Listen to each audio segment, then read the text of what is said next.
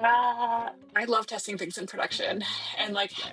I know that this is probably a spicy take. I know a No, lot of I, folks get I really worried about wanted that. you to say this. I wanted you to say this. This is the No, I clip think for the there's so much social value. media where we Yeah, get all the this is hate from like Hacker News. Yes. testing in production every day. Hey, Luca here. Welcome to a new episode of the Refactoring podcast, where every 2 weeks we interview a world-class tech leader. Today's guest is Maude Lemaire, who is a principal engineer at GitHub and author of the book Refactoring at Scale. With Maude, we talked about her journey in tech, from Rent the Runway to joining Slack and leading its performance engineering team, to joining GitHub as a principal engineer. And then we discussed what it means to do refactoring at scale, how to do it right, how to bring people on board, and what are the biggest mistakes you should avoid. So let's dive right into the action. Hi, welcome Maude, and thank you so much for being on the show today. Thanks for having me. So Maude, you are a principal engineer at GitHub and previously senior staff engineer at Slack. You're the author of Refactoring at Scale, a book for O'Reilly. And the deal with the podcast is that I have just to invite everyone who has written something with refactoring in the name. So is that okay for you? That sounds great. I love Okay. it. Okay. So so far it's been you and Martin Fowler. I don't know if you'll find other ones in the future. Is So there? Oh, is you'll there? have to have Michael Feathers, I think, at some point.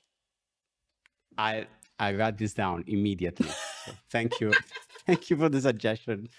So I'd like to start usually these conversations by talking about the journey in tech of people we talk with. And so I wanted to ask you, how did you get into tech and how has your journey looked like so far?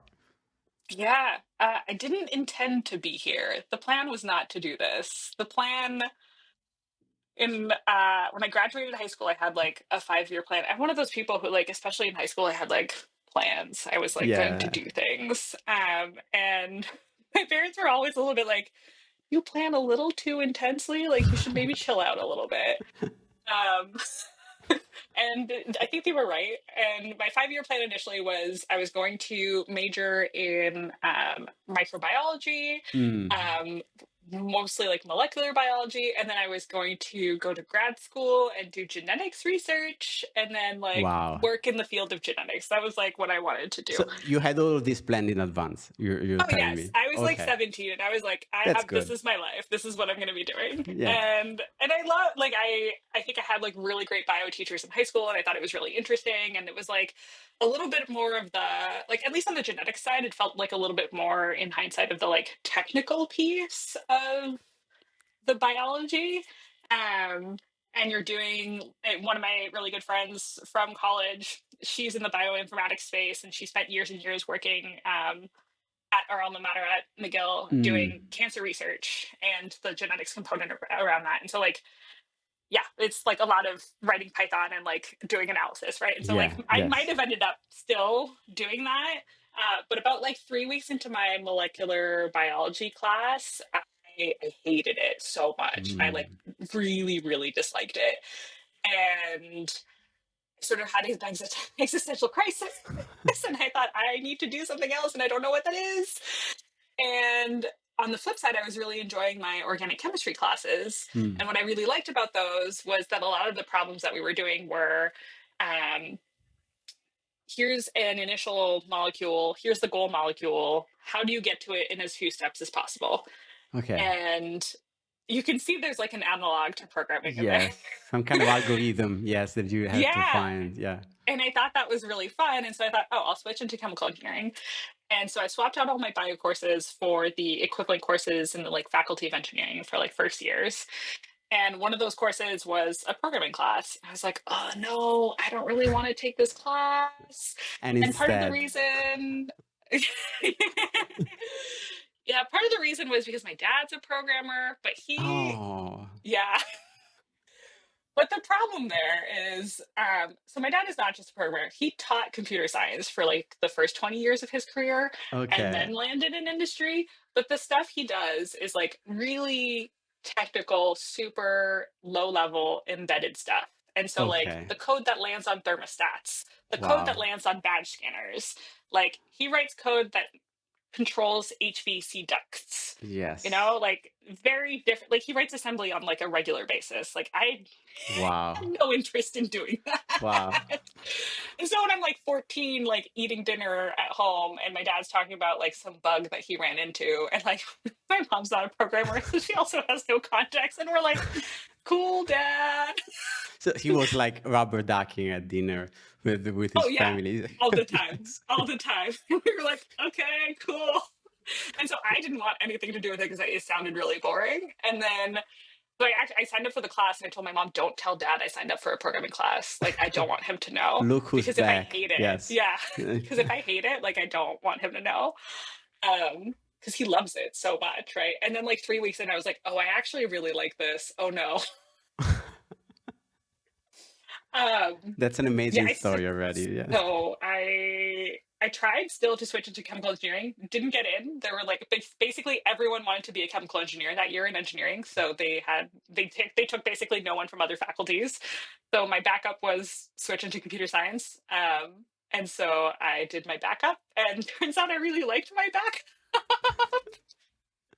That's amazing. That's amazing. And And your dad here we had are. to be super proud anyway at the end. Yeah, yeah. Well, he was also incredibly helpful because like some of the stereotypes are very real in that like and he knew them from like having taught for so long before going into industry. Like he knew that in my like introductory classes, I was going to be sitting alongside a bunch of people who like had been programming since they were like 12, right? Like for Yeah. funsies. Uh, and he knew that that initial like first set of Mm. classes was probably going to be like a lot harder on me than it was going Mm. to be on a lot of the like first years who had been doing it for a long time because you see an error message so many times, like you learn what it is and then you just go fix it, right? And for me, everything was new, everything was novel. And so like I had way bigger of a hill to climb at Yes. first. Everyone else was already halfway up that hill. Um, but he also knew that eventually down the line there were going to be more of these like algorithms courses and more of these like architecture courses and these sort of like more abstract level reasoning courses that he knew I'd probably succeed in. Yes. And that's where your advantage of having like coded at your house since you were a little kid Yes. doesn't have as much weight. And he was right. He was so right. Holy cow, he could not have been more right. And that's where I started to feel like, oh, I'm catching up. Like, Yes. I can do this. For the first like year and a half of that degree, I felt like I was drowning. But then eventually I caught up. Um, and since I think I'm caught up now. Yes, I think you I think you're up to speed now, probably. I think You we're can okay say. now. I think you're okay. Hey, before we continue, I want to tell you that today's episode is brought to you by Swarmia, the engineering intelligence platform that serves some of the best software companies in the world, from startups like Lovable and Superhuman to scale ups like Miro and Webflow, all the way to Fortune 500s. By combining data from all the tools your product and engineering teams are already using, Swarmia gives everyone in your organization visibility into where engineering time is going, the progress of cross-team initiatives, and the bottlenecks that are slowing teams down. So what makes Swarmia special is that it combines proven software development metrics with feedback from developer experience surveys.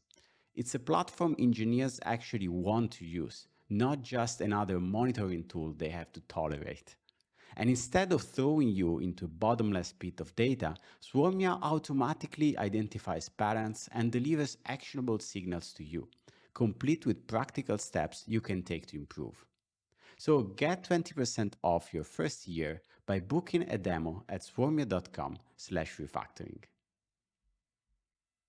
And then I read you worked early at Rent the Runway, right, with Camille Yeah. Fournier. Yes. Yeah. So that was my internship and my first job out of school. So I did an internship there, mostly doing front end stuff. My last summer before my last year of university, and then I got an offer to come back full time, and I came back full time. But she left like maybe 4 months after I came back full Oh, okay. so it was a short overlap, Yeah. but she was a big part of why I was interested in doing that internship and then Yeah. later in coming back full time. Having someone who is, to be very blunt, looked like Yes. me at the helm of this like kind of cool engineering organization was a big deal, and it was also in a space that combined interests for Yeah. me. Like my mom very nearly did a degree in fashion design, Wow. um, and that was always like I grew up watching Project Runway from like the very beginning with Yeah. and so I thought, oh, this is combining my interests in fashion and in computers. And it was Yes. really cool while it lasted. And but the West Coast was calling. So Silicon Valley. yeah, well, for a number of reasons. In the end, would I have stayed? I probably would have stayed in. I really liked living in New York. It was a great time, and I made a ton of really great friends that I'm still really friends with, close friends with. Neha Batra, who's my manager at GitHub now, I met Mm. her while we were living in New York through the Rent the Runway sort of Okay. alumni group, and so like connections that have like lasted, right? But my boyfriend at the time, now husband, was living and working in Seattle. He was at Microsoft, and I was Yeah. in New York, which is like Little a bit rough, inconvenient. Yes. rough situation to be in. I had some friends in New York who were like, "Yeah, I'm like essentially in a long distance relationship because I live in like Brooklyn and my girlfriend lives in like the Upper East Side," and I was like, Yeah. "You live in the same time Don't get me zone." started with this. Yeah. You're like, You can take the subway there. I have to get on a plane. yes. Like, Yes. different. So we decided in the very like he's also a programmer, and so like we decided in the very like logical engineer brain version of this that the fairest way to go about closing the gap was if we both quit our jobs and both moved.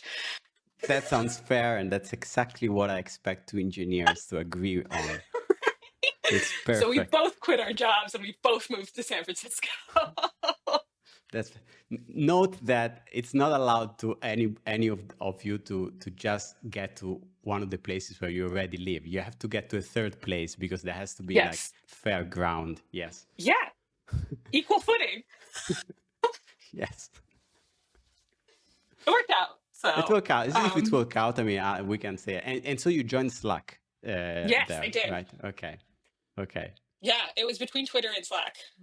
Okay. And Slack made the better offer, but also just seemed more exciting Yeah. because it was less established. And I remember walking out of that interview, and I'm sure some people who are listening can relate. Certain interviews sort of drain you, Hmm. especially like really long ones, right? Where you're like doing a bunch of mental gymnastics. And you get to the end, you're like, I need to sleep for 3 days because I Yeah. have like put on like a strong face and like tried to bury my anxiety Yeah. and also like tried to be as smart as I could possibly seem. Uh, and that's how I feel going out of most interviews. But there's like those rare places you interview where you walk out with more energy than you had going in because you're vibing so well Yes. with the folks in the interview. Yes. Um, Yes. and that's the experience that I had going into and coming out of my interview with Slack. Like I walked out of there and I had this feeling of like, I don't even like I want this job, but I don't even care if I don't get it because I had so much fun. Yeah. I love that you mentioned this because I remember I was co-founder of a startup and it was like my very first job. I didn't know how to do anything, especially Oh didn't know god. how to hire anyone. And I remember asking for advice from a couple of investors of mine. And I remember getting this advice from one of them that told me, hire people who give you energy instead of taking energy away. And I remember thinking, Yes. what's this like guru thing? Doesn't make any sense. But then I got it. I mean, eventually, after years, now I get it. And it's insane. It depends the people you're around. There are situations that are just like draining and they drag. And instead, there are things that it seems that they give you more energy than you have. I don't know how to explain, but I can relate to what you said.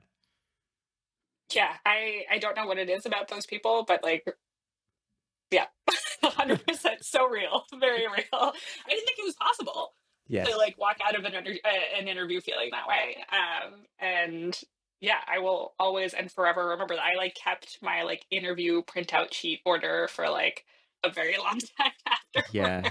afterwards. And so fast forward to today, you're principal engineer at GitHub, right? You've Yeah, been there for about 1 year, give or take. And one of the things that I like the most, I've read your Substack, your blog, etc., is that you have written extensively about your career choices, what went into them, which is refreshing and kind of rare also in this industry. I mean, the mental process around, do I make this call or this other call? So I really appreciate that. So I wanted to ask, so what drew you to make that transition? What was your mental process? I know that you have written about that already. If you yeah, can walk me through that. yeah. There was a number of different pieces. I think. I mean, for added context, I was at Slack for close to 8 years. I left Yeah. like 2 to 3 months before I would have hit my 8 year anniversary. Um, and it was a completely different place when I left than when I started. So when I started, there was a touch over 100 engineers. And this was Yeah. October 2016. This was 2.5, almost 3 years before IPO. Um, and when I left, it was 3 years post acquisition. And I think there was close to 1,200 engineers. Wow. So like 10x the engineering size. Um, and from, yeah, like way before Yeah. I first Different showed up company. on the Yes. NYSE and getting, yeah, bought by Salesforce, like completely different situation. Yeah. Um, and throughout all of that, it was about like continuing to find challenges that inspired me and Yes. kept me motivated and gave me the energy rather than sucked it out. If we want to keep with that theme. Yeah. And eventually it sort of got to the point where we had a planning session on my team like February 2024. Yeah. So like a little over a year and a bit ago.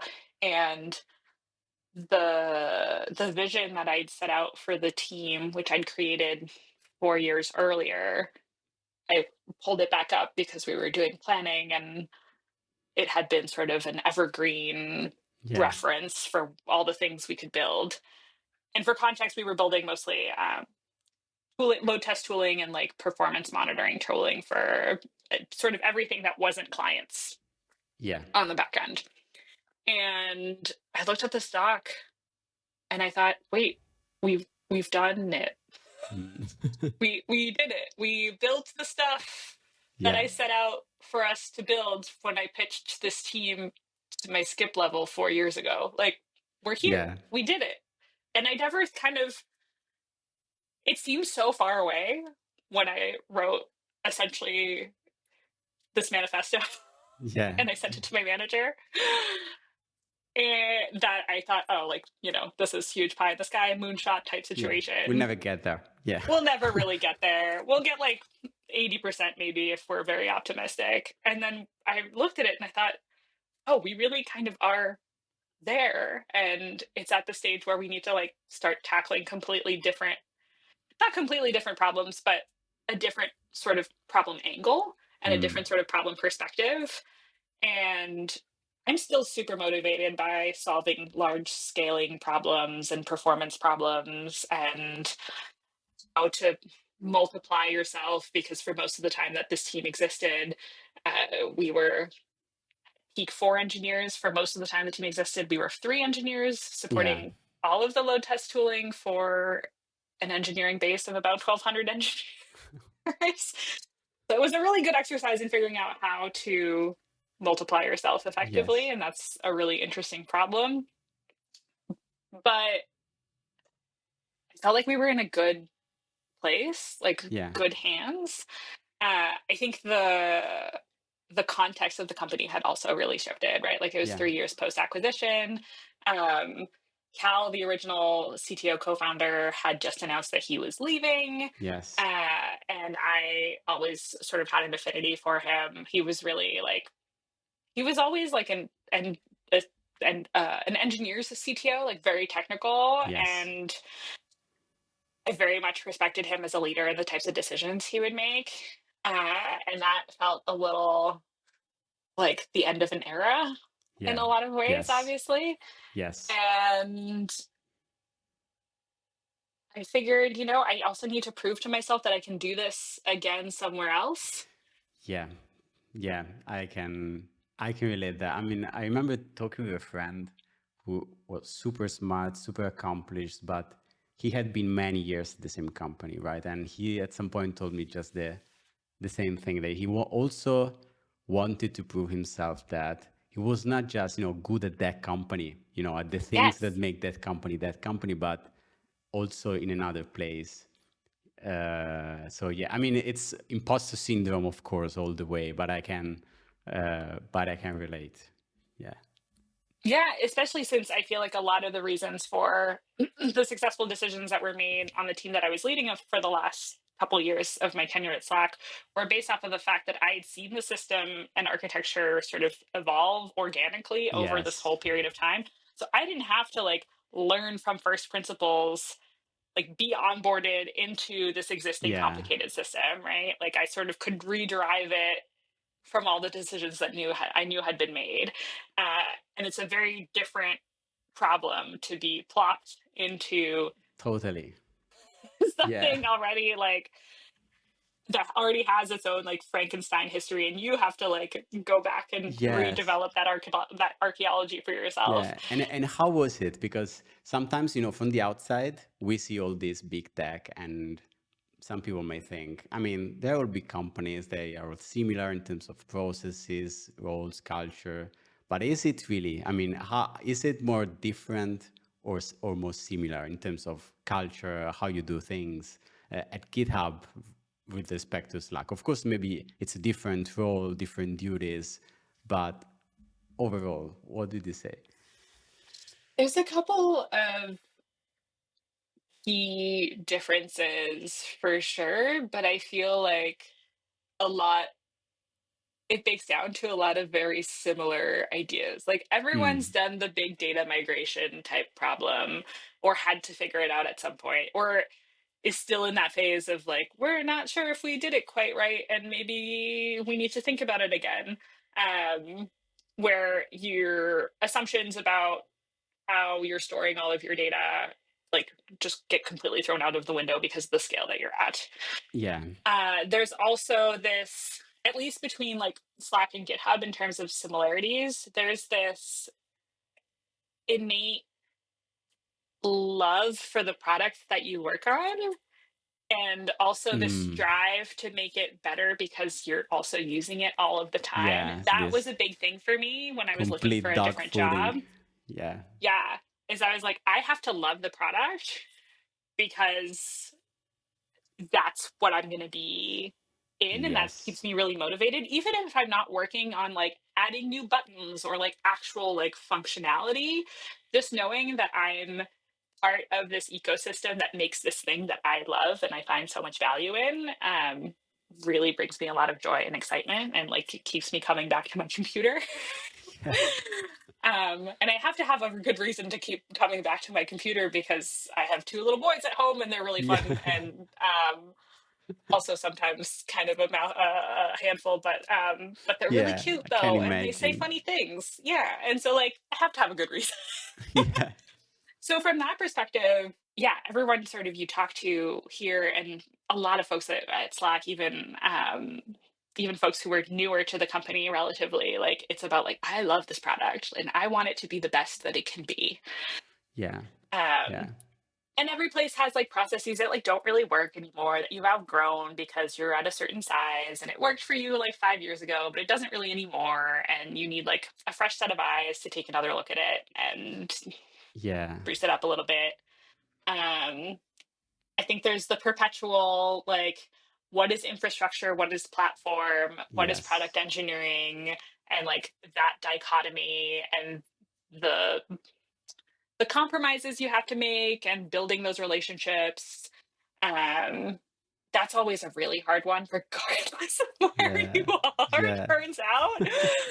Um, because it's different ways of thinking, right? And you have to get good at bridging that gap. And that's something that I realized that was part of why I was successful in my role Yeah. at Slack and why I'm having fun here is Yeah. because I feel like I can play both sides reasonably well.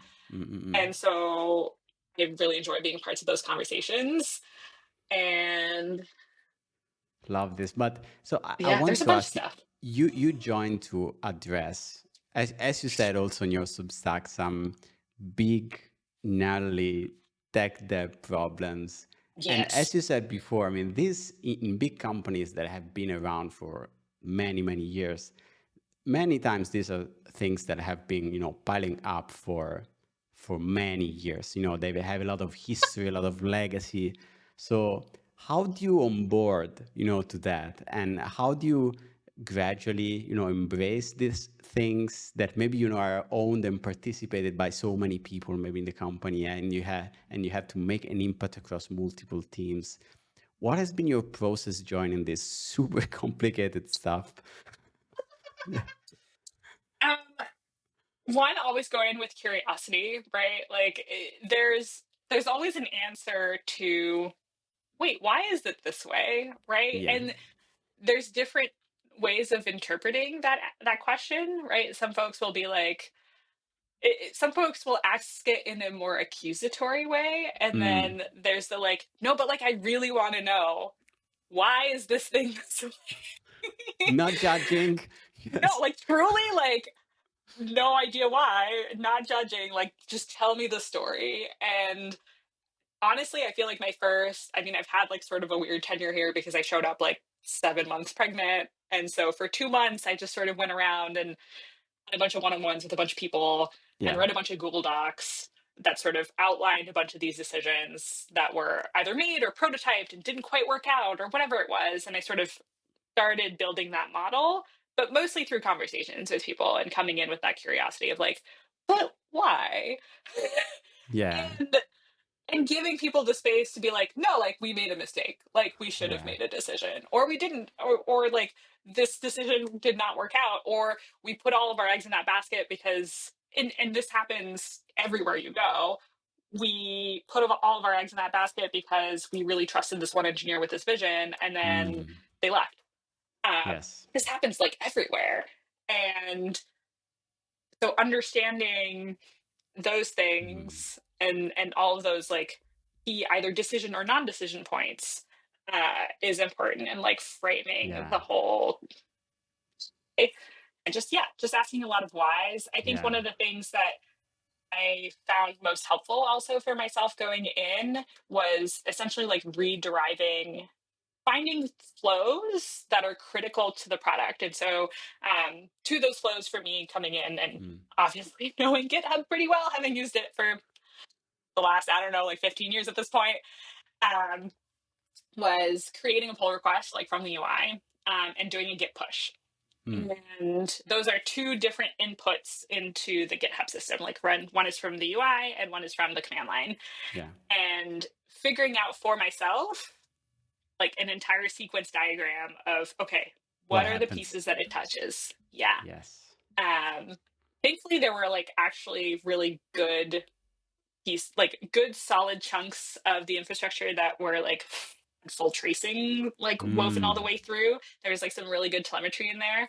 And then when it was missing, I was like, oh no, the system Now. hasn't.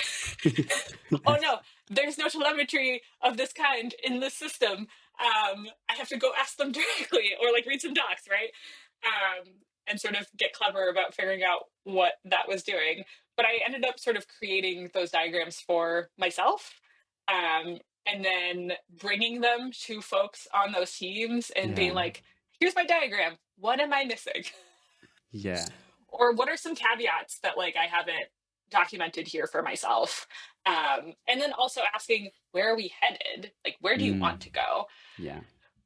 And So did sort you of collating join? all that. Did you join already with like a clear mandate about you have to fix this or improve this. There was already like a No. big goal, or you had to figure out what were the highest value items, that you could bring impact on. I mean, I think part of my answer is going to be related to the fact that my first 2 months were sort of, I couldn't take ownership of anything Yeah. because I was promptly going to leave. So it was a lot of like speckling, sowing doubt in minds that I thought needed sowing doubt into, Yeah. and sort of sowing seeds into minds that I thought maybe needed sowing seeds into. Dropping a lot of opinions, basically, but like very loosely held opinions that were grounded in my experience, and playing devil's advocate on so many like Mm. architecture proposal Google Docs, which is something that I sort of gained a reputation for in the last couple of years on my team. Every so often, my manager would be like, "Okay, I'm a devil's advocate," and I'm like, "Okay, I'll just be spicy, just to be spicy, I guess." Yeah. You asked me. You Yeah. asked me, so here it comes, right? Yeah. Let me question every single assumption that we've ever made. But that's essentially part of what folks found most useful about like Yeah. the first bit of my tenure, was just playing a little bit of devil's advocate and trying to poke holes in assumptions, because we did eventually land on a bunch of spots where we realized, oh, we were making this assumption, but maybe we don't need to make this assumption anymore, or maybe this doesn't hold in a world where Copilot takes over everything, right? Like there's questions about that, Yeah. that sort of ended up shaking up some interesting conversations. So I didn't really have like a very clear mandate. My mandate going in was drop opinions, Yeah. go and have a baby, and then come back, It's a good mandate. Yes. come back and see where things landed. Yeah. I Now think, I am I working mean, on a specific team, trying to ship some specific stuff while doing all this other stuff in the background. But yeah, but I think there is a lot of value in bringing a very senior person from the outside that has no context, right, yes, into all that went into some decisions, and just having them, as you said, poke holes into these kind of assumptions and things without giving them all the context, kind of on purpose, right, and to understand if what fallacies are there in our logic by taking for granted all these kind of things that we shouldn't, probably. oh yeah, Yeah. absolutely. But also trying to not do it in a, well, back at blah blah blah, we did X. Like Yeah. that is a surefire way to get not listened to. Yeah. So you mentioned Copilot. I don't know if it was just, an en passant example about things that may shift assumptions, but uh, is AI changing a lot of assumptions in when it comes to platform, to, I don't know, to your abstractions in the core design of workflows? Is it reshaping not just, the products that we see from the user face, but also the architecture of what you're working on? Yes and no. Um, that isn't the biggest thing shaping how Mm. we're thinking about moving the platform forward. The biggest thing is more about moving to cloud, and moving to cloud in a sustainable way. Mm. So GitHub runs off of some stuff's in the cloud, like it Yeah. is 2025, but a lot of a lot of our data Let's take it for is in granted. Yes. yeah, a lot of our data is in physical data centers. Okay. Um, So it's a hybrid like approach. It's yeah, yeah. yeah, Okay. it's a hybrid model. I think it's a hybrid model in so many different ways that can describe like a lot of different pieces of the architecture, um, on many different levels. Yeah. But yeah, and I think it just makes sense for us moving forward to have way less dependency on the physical data centers. Will they ever go away? I don't know. Yeah. We might still in 10 years have a dependency on the physical data centers. I am very hesitant to ever say that something will forever go away. Sort of like when folks say like, oh, let's rewrite this monolith and like split it up into a bunch of like smaller services and like do the thing. And it's like, but if we're real with each other and ourselves, there's going to be a piece of the original monolith that will sort of forever live on because you're making decisions that align with what's important to the business, right? So long as you're making decisions in line with what's important to the business, you're going to end up devaluing some stuff, some work that Mm, doesn't need to be done. It's rarely important to get to 100% with migrations, with yeah. big refactors, with like these big sort of earth-shattering changes Yeah. in how you're thinking about architecture. It is rarely worth it. Um, Mm-mm. and that might not feel very satisfying. Yeah. Like you don't get the like fully clean kitchen counter. For some reason, kitchen counters has been an analogy I've been using in like so many conversations lately. So apologies for carrying it It, into this no, one, it's but here we perfect. are. It felt completely natural when you said that. I didn't even think about that. So Yeah. it was perfect. Yes. Yeah, you always have like, I don't know, like your mail in that one corner or like your pile of Yes. fruit or something, right? Like you will always have something on a counter. Yeah. And clean, super like completely nothing on a kitchen counter surface sort of indicates that no one lives there. Yes. Yes. Yes. Um, and you don't want to be in that state. The analogy Yeah. gets better and better. It's perfect, really. Yeah. I'll just keep milking it as much Yes. as I possibly Keeps getting better. Yeah. Yeah. But well, I mean, I guess that especially for someone who's written refactoring at scale, moving the whole GitHub data from a data center to the cloud looks like pretty much the quintessential refactoring at scale project. Doesn't Yeah, get better than and that. you're dealing with so many different types of data storage solutions too, right? Yeah. Like y- just just thinking about like GitHub is like a very read heavy system, right? And so like we have to Mm, be smart about how we implement caching. We have to be really smart about how we invalidate caching. We have to be really smart about where we're storing that data from a permanence standpoint, but also we have to be really smart about redundancy because so much of software written regardless ignore the fact that a lot of companies obviously trust us with their code and to store it safely and to do that well. I'm sure there's like the on-prem version of GitHub that like a lot of folks use as well, but just taking that aside, if you're just looking at the open source surface area mm, of what GitHub stores is huge. yeah. And if that goes down for some reason, Yes. that's not a good time for Yeah. anyone involved. Yeah. So we have to be really clever about thinking about redundancy, thinking about um, disaster recovery, all of those things. And so we have to be really thoughtful about all of the solutions that we explore and what kind of potential downsides they bring to us, both from the open source perspective and from the enterprise use case. It's like, yeah, it's a Yeah. really fun problem to think. So at the team level, how do you address this? Is it like dedicated platform team work, or you get people together from different teams to work on this kind of problem? It's a like group effort. So the Okay. platform, it's a little bit of back and forth, and so like there's a true platform team, and they own what you would expect a platform team to own, and so that's components around service mesh and um, deployments of internal systems, right? Like wrappers on top of Kubernetes. They own like the data stores systems and like manage our MySQL instances.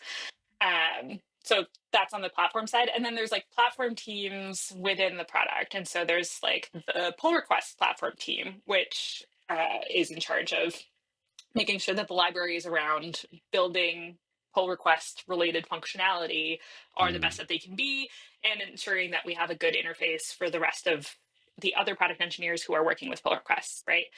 And they're more embedded in thinking about the data model of pull requests, how those work. And then we have like the monolith fitness team, which is a platform team within the product engineering organization that is thinking about how do we make building and writing in the Ruby monolith as easy mm, and painless and wonderful. Actually, let's make it just positive, and rather than a not negative. Yeah. Like, how do we make it as wonderful as possible? And also, how do we make that easier on the platform folks, right? So, how are we thinking about domain isolation, Mm, understanding where these different pieces are so that we can start sort of unwinding the twine and yeah. be able to move these big shifts over? Because you can't just big bang, like, Yeah. okay, today is the day we stop writing in the monolith, right? Like, regardless of whether this is GitHub or not, is just in general, right? Like, we can't just say, like, tomorrow is the day we stop committing code to the Yeah. monolith and we just start rewriting everything in this newfangled space over here. That never works. And it's about meeting product developers where they are in creative ways and pushing Mm-mm-mm. patterns that are making the right thing the easiest thing to do. Yeah. Yeah. It sounds as really complex work. I think it's as much as designing the end state as it is designing the rollout and how you get there. Yes. Yeah. Yeah. Yeah. And I think that the platform folks that I've worked with here are coming up with like some really ambitious plans about where we want to move GitHub architecturally forward and how we want to do Mm. that. And my role, sitting more on the product engineering side of the organization, is to take a product perspective to that and take a product development perspective to that. So think more about how do we make adoption the easiest thing, right? Mm-mm-mm. Where are our gaps in terms of like where the platform folks are thinking like very platformy, um, and how do I apply the product engineering spin on that? And how do I provide feedback that says like, look, like for all of your DevOps people, like this documentation makes a ton of sense and is easily readable. From a product engineering perspective, I have no idea what this doc says. Like, it's just Yeah. a bunch of YAML snippets with limited context. What am I supposed to do with this, right? Yeah. And it's about finding ways, yeah, to just make it easier to adopt and to think about what benefits from being like a good POC. So say like a platform team's like, oh, we want to try out this like completely different data store. It's like, oh, my role on the product engineering side, looking at these goals that we have, is to understand the constraints and then figure out of the pieces that we have, which would benefit the most from trying out this new thing as a spike as like an initial proof of concept, right? And how can we measure success there? Yeah. Because the platform folks don't necessarily have the context on how the product, where the pain points in product development are and what pieces of the product would benefit the most from using X new technology. And so that's where that perspective comes in handy. Yeah. Love the focus on adoption. I've interviewed on the podcast a few months ago Charity Majors from Yes, I Honeycomb, love her. and there is a quote from her that I steal all the time, that is that we should make the right thing to do the easiest thing to do. Yes, Always. 100% this. Yeah. Always. Water Yeah. flows downstream. It's never going to flow upstream. As Yeah. much as much as you can try to make it flow upstream, it will not, right? Yeah. Yeah. So you have to make it as easy as possible. We have to figure out, and I think this ties into a little bit of how we have these like magical capabilities, because like, yes, GitHub is a Microsoft company. What else is owned by Microsoft? VS Code, right? Yeah. And so like we have so many opportunities to do so many interesting things. And where do developers spend a bunch of their time other than GitHub? Yeah. VS Code, right? And so if you can meet more folks earlier in the process too, I mean, like just to like throw the business term out there, right? Like if shifting left, like we have to shift left also as much as humanly possible. And because that's what makes things so much easier down the line. You never want to be that engineer who finds out after CI has run for 45 minutes on your branch Yes. that some test failed. Like, no one wants Yes. that. Yes. Yes. That's Been there, terrible. done that. Yeah, like that's like a table flip moment. That's like a I'm done working for today. I'm gonna go outside. Yes. Yes. you don't want that. So to keep folks motivated, to keep things moving in the right direction, to keep things, as well oiled as possible, move everything as close Yes. to when it's happening, when you're in the moment as you can. And sometimes it's just about like dropping breadcrumbs. Like anyone can write a VS Code extension to do something that nudges people in a certain direction. I have some ex Slack friends who are working at a like AI migration um, Mm-mm-mm.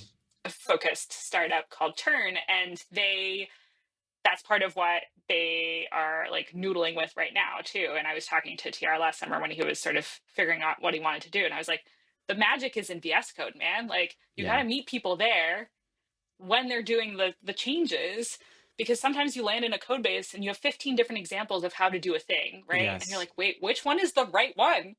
I mean, the thing is, if you can meet there, why you shouldn't want to be there, as opposed to Right. in the CI/CD. So, uh, with Refactoring, we often work with and partner with tools, AI based tools, and they most of them started as plugging things in the CI/CD pipeline, right? So AI code reviews, static analysis, and stuff. But you can see they're all moving inside VS Code. Because if you can do it there, why should you wait for the CI/CD to run? That it doesn't make sense. So I completely agree.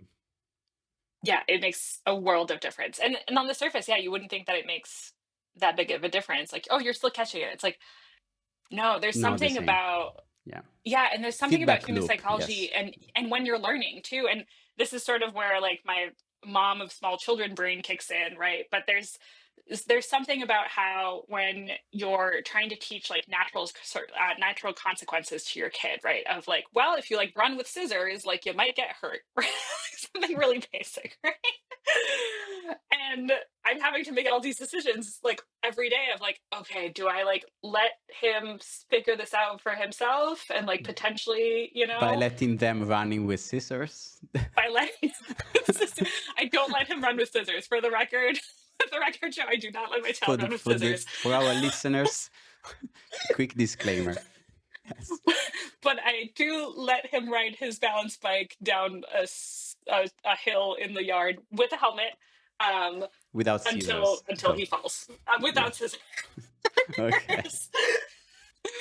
um, but there's something to be said about learning in that moment and how you won't be as successful teaching your kid about not doing something. Yes. I say taking something away later. And so you can't be like, well, you hit me now, so like we don't get to like eat strawberries for dessert. That's too disconnected. Like their brain is not going to make the connection between Yeah. those two things, especially not like early on developmentally. Arguable whether adults even make that connection sometimes. Yeah. And so, like, even if those things are disconnected by like half an hour, you still have to like context switch right back into that place of, okay, Yes. where was I when I was writing this thing that now is erroring this? Like, yeah, Yeah, I think, I mean, my general rule of thumb is that, the tightest the feedback loop, the better. If I have to wait and context switch and go back into the previous context I was in, is always worse. Of course, it depends. I mean, if there is something is very unlikely to happen, I don't want to check for it all the time and then yeah, it's okay. I run it once after I've done, right? But if you're talking about, code smells, vulnerabilities, static analysis, tests, and all kinds of things that can fail all the time, uh, I think it just makes more sense to have them straight in the IDE, especially now that a good bunch of the code that we write is the AI does a first pass at that. So you don't want to wait. So yeah, I agree. I agree. So since we are firmly in the refactoring camp of the conversation. You yep. have written the book Refactoring at Scale, and when I talk with people who have written technical books and I ask them what motivated them to write, they often reply that they've seen a lot of mistakes done by either themselves or other teams, which kind of motivated them to write what they've learned and to prevent others from doing kind of the same mistakes. So what are the biggest mistakes that you see teams doing with large scale refactoring, and then maybe you're trying to prevent at Oh GitHub yeah. as well. Yeah. I think the biggest, yeah, so there's a first like initial really, really big mistake that I think tends to be made. And then there's sort of like secondary mistake that I think is a little bit, um, folks might disagree on, but we'll see. First big mistake is lack of communication, Mm, I think is the biggest one. I think, and this goes right back to what we were talking about with meeting people where they are yeah. and being as close to when the thing that is pertinent is happening, especially with refactoring when you're intending to make a change that is supposed to be invisible, right? It's supposed to be invisible to as many people as possible. It's supposed to be invisible to the users of your product. Ideally, you're making it as invisible as possible in terms of like interfaces and the ways engineers who are like actively doing product development have to interact with whatever it is that you're migrating. Yeah. But you also have to be yelling it in their faces at the same time. It's this really Mm, weird spot where you don't want them to have to think that this thing is being migrated or refactored or whatever, but you also really, really want them to know that this is a thing that is happening. mm. That's so interesting. Yeah. Because if they don't know that it's happening and you've made it too invisible, then when inevitably something breaks because of the migration, because of the refactor, because something is going to break, like it Yes. can be tiny, hopefully it's tiny, but something will inevitably break. You will introduce some kind of bug somewhere for sure. So get over that anxiety now because it will Yeah. happen. Folks who are being paged, who are on call, who are trying to debug, whatever it is, they need to know and rule out or rule in this migration, this refactor as soon Mm, as possible. I have seen so many times where engineers have done too good of a job of making it invisible that they were doing some important migration in the background, mm. because they were taking the mantra very seriously of, well, it's a migration and if we're doing it well no one notices, right? Like Yeah. that's the mantra you're sort of repeating to Yes. yourself. um but yes, that can hold true, yes, and everyone on the planet has to know that you're doing this thing. Yes. Because you end up in an incident and sure enough you're 3 hours into trying to debug what the heck is going on, Yeah.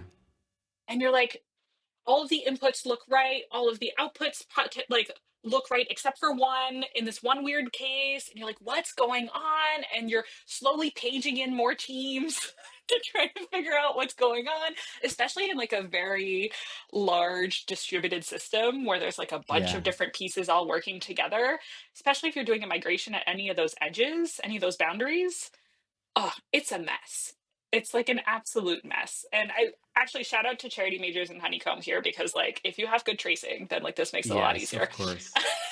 So, because the idea Yeah. is that if everything goes fine, everything goes fine. But when Yes. it's not if, it's when something breaks, we are in this together. And so, Yes. also the teams that are not just the teams that are doing the migrations, but the teams that are involved, that the ones that we tried to shield against this, we have to work together to fix this, right? And show, so they cannot be taken like out of the blue, that they were not even in the know of this.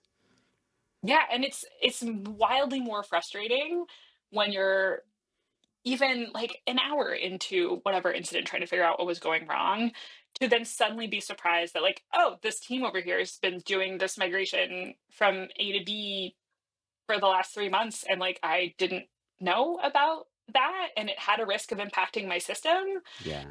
even though they like did their best, obviously. Like it's really, it can build distrust and resentment, and like you don't want that at all. Yes. Yeah. That just makes for like not a good time in terms of like after the postmortem and you're like, well, what are they going to migrate next, right? Yeah. And I'd like to know about it. Yeah, totally. And have you experienced, I mean, kind of these kind of failures where teams were not kind of aware of what was going on and had to be like paged or involved out of the blue on some of these things, and things didn't go exactly as planned. Um, yeah, I was the person who made that mistake That's what I wanted a to while ago. hear. I knew. I was the person. Um, yeah, really early on when I started, I think this is the first case study in my book, the second to last chapter, when I started moving over some of the channel membership data for Slack from a bunch of different tables, 3 different tables, to like one unified table for a number of different reasons. I did not yell loud enough that I was doing this Yeah. thing in the background. And I ended up causing a problem where, and we're talking like this was or May 2017. So, like, I'm sure this code doesn't even work the same way anymore. I haven't really looked at it since, but I'm sure it does not work this way anymore. Um, where you could, once upon a time, create a private channel from a group DM in Slack. You still Okay. can, but I'm sure the code is different. And I broke group DM to private channel conversions for several days because, well, also there were basically no unit tests covering this case, so like, that's also a problem. But what ended up happening is, and at the time we had like just one big rotation where everyone who was in product engineering on the back end just like spent a day triaging issues.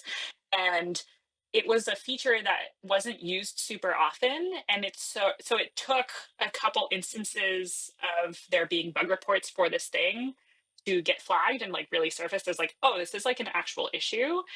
And then it took that engineer who was trying to debug this like a while to like click through the code and like traverse Yeah. everything to figure out like, wait, none of the innards of this are in the same place anymore. All of this stuff is different. Like, what's going on? Thankfully, like Git blame was like, oh, it's Maude. Maude was here. And so like Maude he was shot. here. It's like But a yeah, menace. Yes. I actually have essentially left big comments like that in the code before. I should unearth a place where I did that at some point. Someone took a screenshot and they were like, okay, I knew you were here because it was a big comment block. I was like, yes, I wanted you to know, like, this is Yeah. temporary. Um, and sure enough, I get a DM from this guy, Scott. He's like, I think you broke this. And I was Yeah. like, oh no. Yeah. Fortunately, you didn't break the M's as well. I Yes. didn't break DMs as well, but I did for a second later as part of that migration, kick everyone at Slacks out of all of their channels Yeah. for about 30 minutes, and then I restored them. Yeah. Um, but no one noticed. So since we are talking Perfect. Okay. about these big failures, I have a final question because you have mentioned situations where you don't have maybe unit tests or integration tests, and Yeah. we have also mentioned Charity Majors. I know this is one of her favorite topics. So do you test things in production in Yeah. this case, or just staging, pre-production, all this very fancy? I love testing things in production, and like Yeah. I know that this is probably a spicy take. I know No, a no, lot of folks get I really worried about wanted that. you to say this. I wanted you to say this. This is the No, clip I think for the there's so much social value. media where we Yeah, get all the this is hate like from crazy. Hacker News. Yes. Testing in production every day. I mean, look, I spent the last like 4 years of my time at Slack essentially doing that 100% of the time, 24/7, Yeah. by sending a bunch of synthetic traffic to our production systems. I think you can spend. There's a like diminishing return in terms of how much money you can spend on like a pre-production true staging as similar to Yeah. production system as possible. It gets really expensive really fast to try to Yes. reproduce your production system in a completely isolated synthetic way, and it will also not be production. And you Like never it get just there. Yeah. won't be the same. You will literally never get there. And it's not necessarily just about scale, right? It's not necessarily just about um, whether your caches are warm or not. It's like about like weird traffic patterns and Yeah. like daily usage peaks and understanding. There's been like really great incident blog posts written about this on the Slack side of there's this weird thing that happens around New Year where everyone sort of stops using Slack for about a week. And so all of the servers just like shut down to just a core few sets of web hosts running because there's way less demand on the system. But then everyone logs back in when they come back to work, and then the system can't scale fast enough. And so now Slack every year before everyone logs back in after the holidays has to preemptively warm their systems Yes. so that it can scale fast enough when people show up on that Monday morning or Tuesday or whenever people come back from the Yes. holidays, right? And like you will never be able to recreate those scenarios in a development or pre-production or staging or whatever environment. Like, yes, have tests. Like, Yeah. definitely have unit tests. Have an integration test. Test like happy flows and a handful of unhappy flows. So you're more in the camp of let's push to production, maybe disabled code, feature flags, canary, but we don't need to spend our life on all these kind of intermediate stages. Is this something that to you it's different based off you're a startup or you're a big tech, or this is just a general good hygiene, like engineering practice that stands for everyone? I think you should especially test in production if you're a new company. Yeah. Um, Risk is and lower also. So yes, risk is way lower. You should especially be doing that. There is no the work that we did around load testing at Slack only made sense at the point when we started doing it. And like, yes, for a long time, our biggest customers there were essentially load testing for us in production every day. But they were also sort of okay with that relationship in that we responded insanely fast to issues that arose from that. Um, and we didn't have the staffing to be able to manage a team that would do that otherwise. it Um, was a choice, but not actually a choice. Yes. yeah, it's that like classic cliched you're building the rocket ship as you're flying it, right? Like Yes. there's choices you have to make. I Yes. think even big tech, I mean, like, other than maybe like the Googles of the world, and arguably, can they even afford to have truly Yeah. similar systems to production everywhere? I mean, they might have more, having never worked there, but knowing people who do, you might have more, what's the word, high fidelity, sort of like synthetic load type systems, similar to Mm. the ones that like we operated at Slack to sort of have a better sense of the surface area that you need to test. But you're running that probably in production or in a very, very similar to production style system. One of the things that I would have liked to see Slack invest in at some point, and they might still. And I would love to see us try as we're moving to more of a cloud first setup. Is the idea that they're doing this at Meta, which is a system called Kraken. Mm. This white paper came out a couple years ago, and I don't know if they're still doing this, but I thought it was a very clever way of artificially forcing more traffic through certain edges and seeing the impact that it has on both the edges, but primarily the nodes. And so, Yeah. say we artificially restrict all traffic hitting Facebook to half of the number of edges that we currently have. What happens? Does anything blow Yeah. up? Um, and they can do that sort of on a whim, right? Yeah. And so once you start seeing graphs go red, you can just turn it off and you have the data. That's very interesting. Kind of It's very middle clever. ground. Yes. Yes. But I agree. And probably, I mean, especially if you're, I mean, the larger you are, the more production gets basically impossible to reproduce in terms of complexity, traffic. Yeah, But then if you're small, testing production is kind of lower risk. So, I mean, whatever angle you see it from, exactly. it's, it's probably worth it. So, Totally agree. So, Maude, thank you so much for this chat. I loved it. And thank you again for coming on the show today. It was a lot of fun. Thanks for the invite. This was a ton of fun. I really enjoyed it. Really. Thank you. Thanks. Thank you so much for listening. If you found this chat valuable, you can subscribe to the show on YouTube, Apple Podcasts, Spotify, or your favorite podcast app.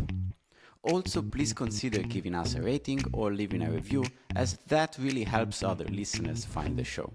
You can find all past episodes and learn more about the show at refactoring.fm. See you in the next episode.